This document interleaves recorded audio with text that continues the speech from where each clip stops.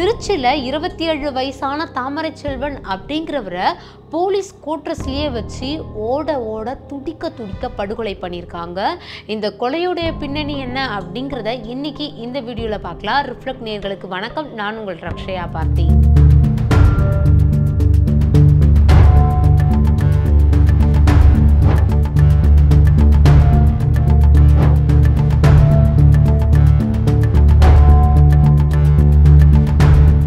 November 10ஆம் தேதி காலையில் தாமரை செல்வன் அப்படிங்கிறவர் அவருடைய 2 வீலரில் திருச்சியில் இருக்கக்கூடிய போஸ்ட் ஆஃபீஸ் நியர்பை போயிருந்திருக்காரு.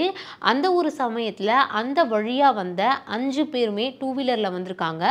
அவங்க தாமரை செல்வனை தடுத்து கீழே விழ வச்சுருக்காங்க. கீழே விழ வச்சு தாமரை செல்வனை அங்கேயே அரிவாள் மூலயமா வெட்டவும் முயற்சி பண்ணியிருக்காங்க. ஆனால் விடாமல் அந்த 5 பேர் கொண்ட கும்பல் தாமரை செல்வனை துரத்திட்டு போயிருந்திருக்காங்க.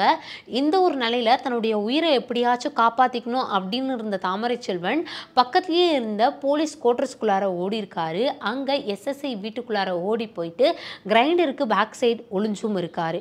ஆனால் விடாமல் ஆல்ரெடி இந்த 5 பேரும் துரத்திட்டு வந்தாங்க இல்லையா, அவங்க அந்த வீட்டுக்குள்ளாரையே போயிட்டு தாமரை செல்வனை துடிக்க வெட்டி கொண்டு இருக்காங்க.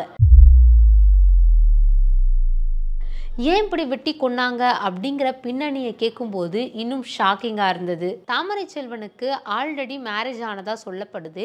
அதையும் தாண்டி தாமரை செல்வன் ரியல் எஸ்டேட்டில் கலெக்ஷன் ஏஜென்சியில் ஒர்க் பண்ணிட்டும் இருந்துட்டு இருக்காரு. ஸோ இந்த ஒரு நிலையில் ஒரு 10 நாளைக்கு முன்னாடி சதீஷ் அப்படிங்கிறவர் கூட ஒரு வாக்குவாதம் இந்த ரியல் எஸ்டேட் ஒர்க் மூலயமா வந்திருக்கு. அந்த ஒரு வாக்குவாதத்தில் சதீஷ் அவரை தாமரை செல்வன் அவர்கள் அடித்து அசிங்கப்படுத்தப்பட்டதாக சொல்லப்படுது.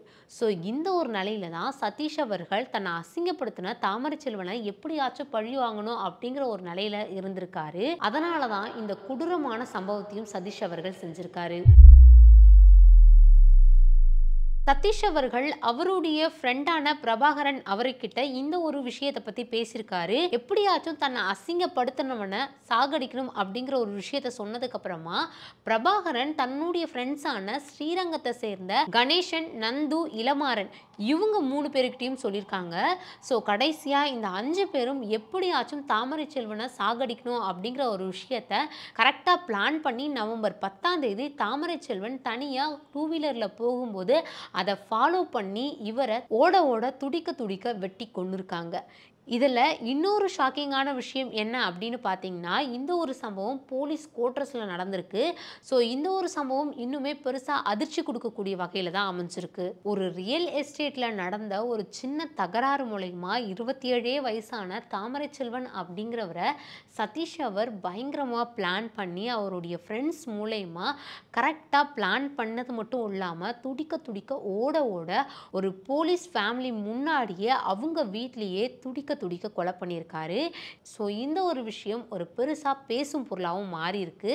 அது மட்டும் கிடையாது, பொதுவாகவே ரீசன்ட் டேஸாகவே காவலர்கள் சார்ந்த சில குற்றச்சாட்டுகள் தொடர்ந்து வைக்கப்பட்டிருக்கக்கூடிய இந்த ஒரு நிலையில் போலீஸ் கோட்ரஸ்லேயே இந்த ஒரு சம்பவம் நடந்திருக்கு. ஸோ இது சார்ந்த நிறைய பேச்சுகளும் பொதுமக்களுக்கு மத்தியில் எழுந்துட்டு வந்துட்டு இருக்கு.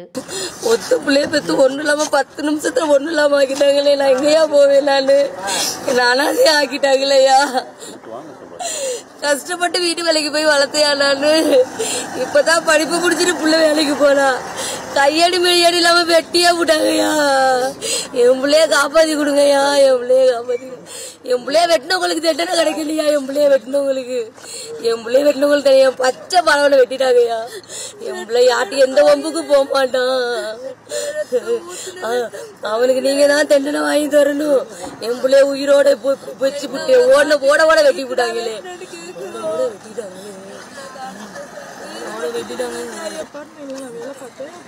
சதீஷ்னு ஒரு பையன் வேலை பார்த்தாங்க. 1 லட்ச ரூபா காசு தரணும் ஓனருக்கு. நான் அதை கேட்டேன். அதுக்கு தேவை வார்த்தைகள் எல்லாமே விட்டாங்க. அதை நான் ஓனர்கிட்ட சொன்னேன். ஓனர் எதுவுமே எடுக்கல ஆக்ஷனு. அதுக்கப்புறம் என் வீட்டுக்கார்ட்ட சொன்னேன். அவர் வந்து கேட்டு சும்மா வாயில தான் பேசிட்டு போயிட்டோம். அது நடந்து 1.5 வருஷம் ஆச்சு. திரும்பி இப்ப எதுக்கு இது நடந்துச்சு என்னன்னு எனக்கு எதுவுமே அப்பெல்லாம் இதெல்லாம் எதுவுமே நடக்கவே இல்லை. நார்மலா தான் இருந்தோம். கேட்டாங்க அவ்வளவுதான், வேற எதுவுமே கேட்கல. இப்ப அவ்வளவுதான் ஒதுங்கியாச்சு. இப்ப எதுக்கு இப்ப இப்படி ஆனிச்சுன்னு எனக்கு தெரியல. எனக்கு இப்ப நீதி வேணும். என் புருஷன் எதனால இறந்தான் எதுவுமே எனக்கு இன்ன வரைக்குமே தெரியல. எனக்கு அது வேணும், எனக்கு அது மட்டும் தான் வேணும். அதெல்லாம் எதுவுமே இல்ல சார். அதெல்லாம் நல்லாதான் சார் இருந்தாங்க. எதுவுமே இல்ல சார். இப்ப இதனாலதான் இதா இருக்கு. இல்ல இது என் பிரச்சனையில இருந்தா சதீஷ் இதானது. அதுக்கு முன்னாலாம் யாருன்னே எனக்கு தெரியாது. நான் ஒர்க் பண்ண வேலைக்கு போய் தான் இருந்துச்சு. வேலைக்கு போனா குத்தமா சார்? ஒத்தக்கரையில இருக்கு சார். கஷ்டப்படுற குடும்பமாச்சு. கஷ்டப்பட்டு முன்னேறப்ப என் குடும்பத்தை அழைச்சிட்டாங்க. கண்ணு காட்ட சொல்லுங்க சார். யாருன்னு எங்களுக்கு தெரியணும்ல சார். கரெக்டான தண்டனையை கொடுங்க சார் அவங்களுக்கு. எதுவுமே பண்ணாதானே எதுக்கு சார் வெட்டணும்?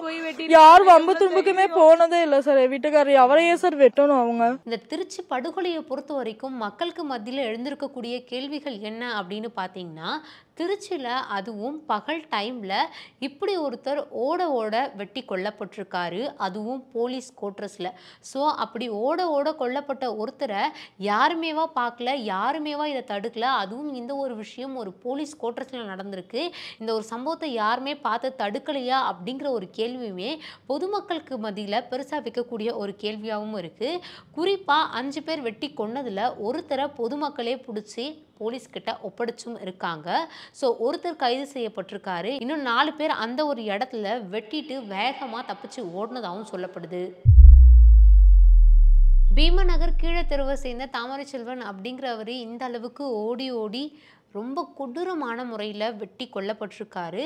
ஸோ இது சார்ந்த விசாரணைகளும் இன்னுமே அதிகரிச்சுட்டு தான் இருக்குது. பிகாஸ் இதுதான் பிரச்சனையா, இல்லை இதை தாண்டி வேறு ஏதாச்சும் பிரச்சனைகள் இருக்கா, இந்த மாதிரியான பிரச்சனைக்காக இந்த அளவுக்கு கொடூரமான முறையில் கொலை பண்ணியிருக்காங்க அப்படிங்கிறதையும் தொடர்ந்து போலீஸார் தரப்புலேருந்து விசாரிக்கப்பட்டும் இருக்குது. இந்த ஒரு சம்பவம் அடுத்தடுத்து எந்த மாதிரியான நிலைக்கு போகும் அப்படிங்கிறத வெயிட் பண்ணி தான் பார்க்கணும். நீங்கள் இந்த ஒரு விஷயத்தை பற்றி என்ன நினைக்கிறீங்க அப்படிங்கிறத மறக்காமல் கமெண்ட் பாக்ஸில் கமெண்ட் பண்ணுங்கள். பெத்து ஒண்ணு இல்லாம 10 நிமிஷத்துல ஒண்ணு இல்லாம ஆக்கிட்டாங்களே. நான் எங்கேயா போவேன்? என்ன அனாதையா ஆக்கிட்டாங்களேயா? கஷ்டப்பட்டு வீட்டு வேலைக்கு போய் வளர்த்தையா நானு? இப்பதான் படிப்பு முடிச்சுட்டு புள்ள வேலைக்கு போனா. கையடி மெய்யடி இல்லாம வெட்டியா போட்டாங்கய்யா. என் பிள்ளைய காப்பாத்தி கொடுங்கய்யா. என் பிள்ளைய காப்பாத்தி என் பிள்ளைய வெட்டினவங்களுக்கு தண்டனை கிடைக்கலையா? என் பிள்ளைய வெட்டினவங்களுக்கு என் பச்சை பறவை வெட்டிட்டாங்கய்யா. என் பிள்ளை யாட்டி எந்த வம்புக்கு போக மாட்டான். அவனுக்கு நீங்க தான் தண்டனை வாங்கி தரணும். என் பிள்ளைய உயிரோட வச்சு விட்டு ஓட ஓட வெட்டி போட்டாங்களே.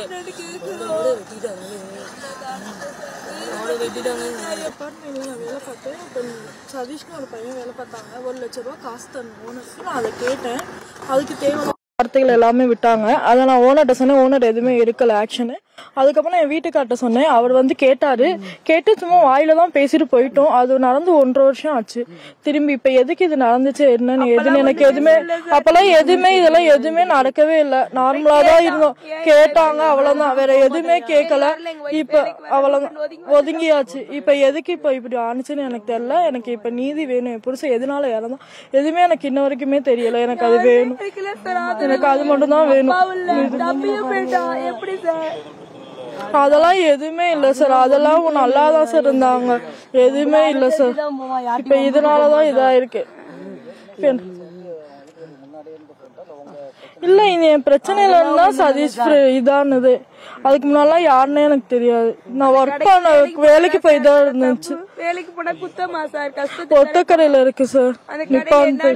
கஷ்டப்படுற குடும்பமாச்சு. கஷ்டப்பட்டு முன்னேறப்ப என் குடும்பத்தை அழைச்சிட்டாங்க. கண்ணு காட்ட சொல்லுங்க சார். யாருன்னு எங்களுக்கு தெரியணும்ல சார். கரெக்டான தண்டனையை கொடுங்க சார் அவங்களுக்கு. எதுவுமே பண்ணாதானே எதுக்கு சார் வெட்டணும்? யார் வம்பு தும்புக்குமே போனதே இல்ல சார். என் வீட்டுக்காரர் அவரையே சார் வெட்டணும் அவங்க.